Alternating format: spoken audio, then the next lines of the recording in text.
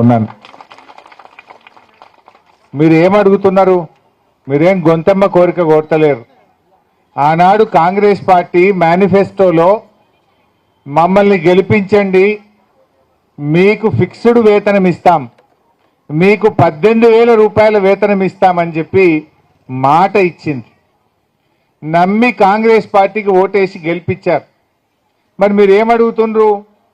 ఏ మాట అయితే ఇచ్చిండ్రో ఆ మాట నెరవేర్చయ్యా రేవంత్ రెడ్డి అంటున్నాం. అంతకుమించి ఏమైనా అడుగుతున్నారా? గొంతెమ్మ కోరికలు కోరతలేరు, కొత్త ముచ్చట అసలే అడుగుతలేరు. ఇచ్చిన మాట నెరవేర్చుమని మీరు అడుగుతా ఉన్నారు. పోయినసారి మీరు కోటిలో మన డైరెక్టరేట్ దగ్గరికి వస్తే పోలీసులతో కొట్టించారు. ఆశా వర్కర్లను ఏ రకంగా కొట్టిండ్రో వీడియోలు రాష్ట్రం అంతా కూడా చూసింది.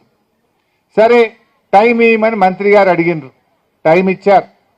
టైం ఇచ్చి ఇలా ఇంకొక ఏడాది చూసి 2 ఏళ్ళు అయింది, అయ్యేపాయ, సగం పీరియడ్ అయ్యేపాయ.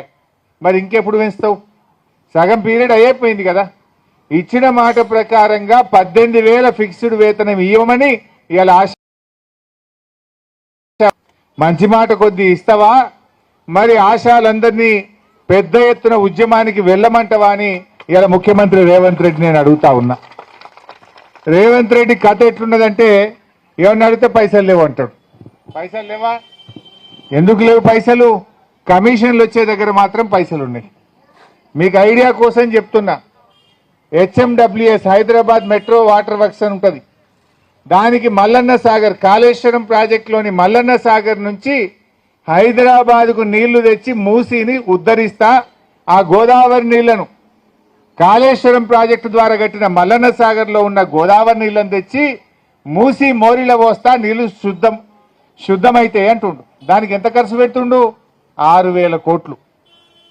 మూసీ నీళ్లను మురికి నీళ్ళలో మంచినీళ్ళు పోసేందుకు 6,000 కోట్లు ఖర్చు పెడతా అంటుండు. దానికి మాత్రం పైసలు ఉన్నాయి, ఎందుకంటే ఆడ కమిషన్లు వస్తాయి. అదే HMWSలో STPలు 4,000 కోట్ల రూపాయలతో STPలు పెట్టుండు. కమిషన్లు కాంట్రాక్టులు కనుక దానికి పైసలు ఉన్నాయి. HMDAలో 10,000 కోట్లతో టెండర్లు పిలిచినాడు. GHMCలో 6,000 కోట్లతో టెండర్లు పిలిచాడు. ఇరిగేషన్ శాఖలో 10,000 కోట్ల రూపాయలతో టెండర్ పిలిచాడు. ఫ్యూచర్ సిటీలో 6 లైన్ల రహదారి, ఆడ ఇల్లే లేదు, ఈయన భూములు ఉన్నాయి అంతే. ఆడ ఇల్లు లేదు, ఊరు లేదు. రేవంత్ రెడ్డి చుట్టాలే, వాళ్ళ బామ్మర్దులే, ఆయన భూములు ఉంటే ఆ భూముల కాడికి 6,000 కోట్ల రూపాయలు ఖర్చు పెట్టి 6 లైన్ రోడ్ వేస్తుండు. దానికి మాత్రం పైసలు ఉన్నాయి. మా చిన్న ఉద్యోగులు, మా చిరు ఉద్యోగులు 18,000 జీతం చెప్పిన మాట చేయమంటే నన్ను గోసుక తింటారా? పైసలు లేవంటాడు. మరి నేను అడుగుతున్నా, నీకు ఏడికేలు వచ్చినాయి 50,000 కోట్లు? నీ ఫ్యూచర్ సిటీకి, నీ భూముల కాడికి 6 లైన్ రోడ్లు వేస్తావు, GHMCలో 10,000 కోట్లతో టెండర్లు పిలుస్తావు, ఇరిగేషన్లో 10,000 కోట్లతో టెండర్లు పిలుస్తావు, HMDAలో 10,000 కోట్లతో టెండర్లు పిలుస్తావు, GHMCలో 6,000 కోట్లతో టెండర్లు పిలుస్తావు. ఇట్లా చెప్పుకుంటూ పోతే 1,000 కోట్ల రూపాయలు, దాదాపు 50,000-60,000 కోట్ల రూపాయలతో టెండర్లు పిలిచిండు. మరి పైసలు లేకపోతే 50,000-60,000 కోట్లతో టెండర్లు ఆడికెళ్ళి పిలిచినావు రేవంత్ రెడ్డి. వాటికి మాత్రం పైసలు ఉన్నాయి. మా ఆశాలో, మా అంగన్వాడీలో, మా మధ్యాహ్న భోజన కార్మికులు, పేదవాళ్ళని అడిగితే పైసలు లేవని మాట్లాడతావా? నీకు మనసు లేదు, నువ్వు మాట తప్పినవు, నీకు నిజాయితీ లేదు. అందుకే ఇవాళ తప్పించుకోవడానికి మా ఉద్యోగులు DAలు అడిగినా, మా ఉద్యోగులు GPF గురించి అడిగినా, ఓల్డ్ పెన్షన్ స్కీమ్ గురించి అడిగినా, ఆశాలు అడిగినా, అంగన్వాడీలు మాట్లాడినా, మధ్యాహ్న భోజన కార్మికులు అడిగినా డబ్బులు లేవు అని చెప్తా ఉన్నావు. ఇవాళ స్కూళ్ళు, ఇంటర్నేషనల్ స్కూళ్ళు పెడతా అన్నావు. ఒక్కొక్క స్కూలుకు 200 కోట్లని 10,000 కోట్ల రూపాయలతో టెండర్లు పిలిచిండు అక్కడ. మరి పేద ప్రజల ఆరోగ్యం కోసం, ఊర్లలో ఉండే పేదవాళ్ళు, రెక్కాడితే డొక్కాడని వాళ్ళకు కంటికి రెప్పలాగా కాపాడే మా ఆశాల మీద నీకెందుకు చిన్న చూపు అని అడుగుతా ఉన్నా. కరోనా వచ్చినప్పుడు మా ఆశాలు చేసిన సేవ ఎంత గొప్పది. కేసీఆర్ గారు మిమ్మల్ని ఎంత గొప్పగా ఆశా వర్కర్ల సేవల్ని ఆనాడు గుర్తు చేసిండో ఒక్కసారి గుర్తు తెచ్చుకోండి. కరోనాలో భారతదేశంలోనే తెలంగాణ ప్రభుత్వం ఆనాడు అద్భుతమైన సేవలు అందించి ప్రజల్ని కంటికి రెప్పలాగా కాపాడుకున్నది. అందులో అందరికంటే ముందు ప్రాణాల్ని కూడా లెక్కించగా మీ ప్రాణాలు కూడా కాపాడుకోవాలనే దానికంటే కూడా ప్రజల ప్రాణాలు కాపాడాలని మా ఆశా వర్కర్లు రాత్రింబవళ్ళు పనిచేసింది కదా, ఎంత కష్టపడ్డారు ఆ రోజు. మరి అటువంటి ఆశా వర్కర్లకు ఎందుకు ఈ మాట తప్పుతున్నావు అని నేను అడుగుతా ఉన్నా. ఏమడిగింది మీరు? ఆనాడు 2200 ఉంటే సరే 9700 9900 మనం చేసుకున్నాం, కొంత పెంచుకున్నాం. ఆనాడు కేసీఆర్ గారు గవర్నమెంట్ ఉద్యోగులకు పెంచితే దాంతో పాటు మీకు కూడా ఆ రోజు పెంచిండు. మరి రేవంత్ రెడ్డికి ఏమైంది అని నేను అడుగుతా ఉన్నా. రేవంత్ రెడ్డి ఏమన్నావా నువ్వు ఆ రోజు? సంపద పెంచుడు తెలుసు, పంచుడు తెలుసు అన్నావు. ఇప్పుడు పంచుతలేవు, దంచుతున్నావు. సంపద పెంచినావు నువ్వు, నీ కుటుంబ సభ్యులు దంచుకుంటున్నారు. పంచుడు లేదు, అంతా దంచుడే. ఏమైంది మా ఆశయాలు? 2 ఏళ్ళు అయినా ఇంకా నీకు సోయి లేదా? మా అంగన్వాడీలకు 18,000 ఫిక్స్డ్ వేతనం ఇస్తా అన్నావు, వాళ్ళ గురించి ఎందుకు మాట్లాడవు? మా ఆశయాల గురించి ఎందుకు మాట్లాడవు? నేను ఈరోజు అడుగుతా ఉన్నా. వెంటనే ఇవాళ మా వాళ్ళు కోరిన పెద్ద ముచ్చటేం లేదు, 60 ఏళ్ళలో 62 ఏళ్ళు చేయమన్నారు, అంతే కదా. రిటైర్మెంట్ బెనిఫిట్ అంగన్వాడీలకు ఇస్తానన్నావు, ఇది వాళ్ళకి ఒక్కరికి ఇయ్యలేదు.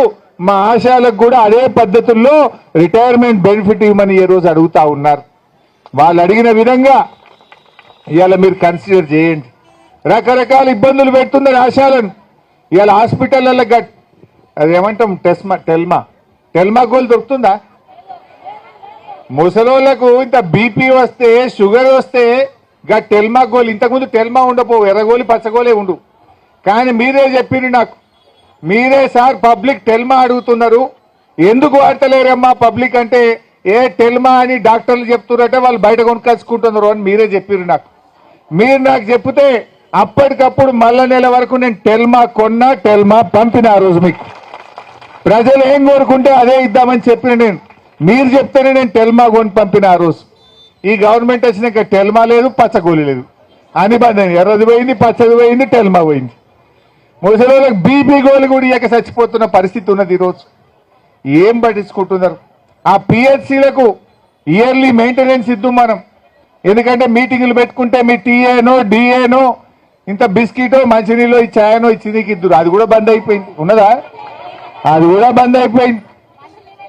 అదేవిధంగా సీజనల్ వ్యాధులు రాకుండా కొంత గ్రామ పంచాయతీలకు హెల్త్ డిపార్ట్మెంట్ ద్వారా స్పెషల్ డ్రైవ్ కోసం కొన్ని డబ్బులు ఇద్దాం, శానిటేషన్ కోసం.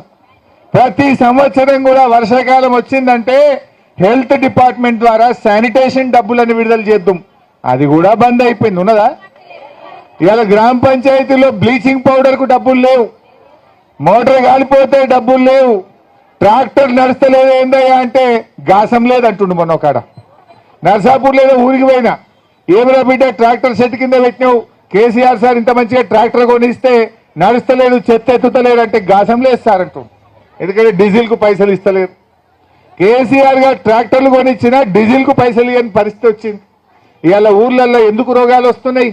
మలేరియా, డెంగ్యూ, వైరల్, ఇవాళ విష జ్వరాలతో ప్రజలు బాధపడుతున్నారంటే గ్రామ పంచాయతీలు నిర్వీర్యమైపోయినాయి. చెత్త సేకరణ లేదు, బ్లీచింగ్ పౌడర్ లేదు, కనీసం స్ప్రే కొట్టే పరిస్థితి లేదు, ఎలక్షన్లు పెట్టే ధైర్యం లేదు నాకు. దాంతో ఏమైపోయింది? ఇవాళ గ్రామ పంచాయతీలు ఆగమాగం అయిపోయి ప్రజలు విష జ్వరాల బారిన పడుతుంటే పాపం మా ఆశాలు ఇబ్బంది పడతా ఉన్నారు.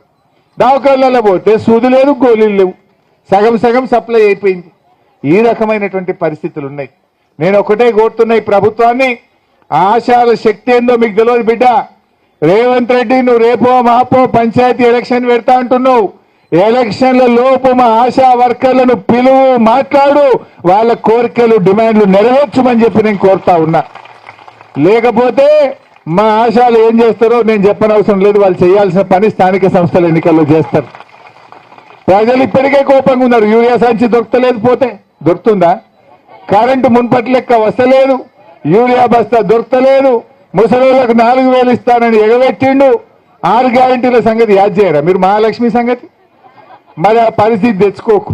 ఆశాలను మర్యాద కొద్దీ, మంచి మాట కొద్దీ, ఇచ్చిన మాట ప్రకారంగా వెంటనే 18,000 ఫిక్స్డ్ వేతనం అందించాలని చెప్పి నేను ఆశా వర్కర్ల తరఫున డిమాండ్ చేస్తా ఉన్నా. అంటే రేవంత్ రెడ్డిది